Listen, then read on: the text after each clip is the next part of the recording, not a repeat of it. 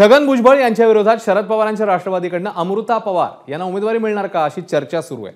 कारण सध्या भाजपमध्ये असलेल्या अमृता पवार यांनी शरद पवारांच्या व्यासपीठावर हजेरी लावली आहे। तिकीट मिळालं तर छगन भुजबळ यांच्या विरोधात लढण्याची तयारी आहे असंही अमृता पवार म्हणाल्या।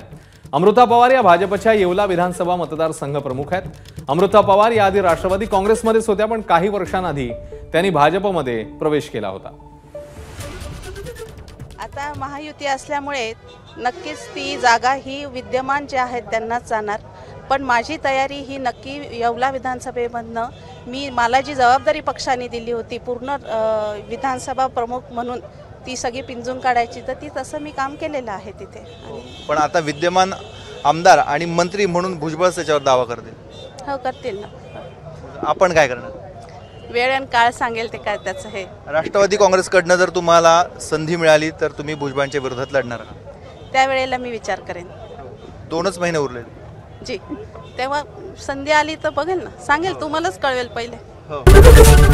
एबीपी माझा, उघडा डोळे बघा नीट।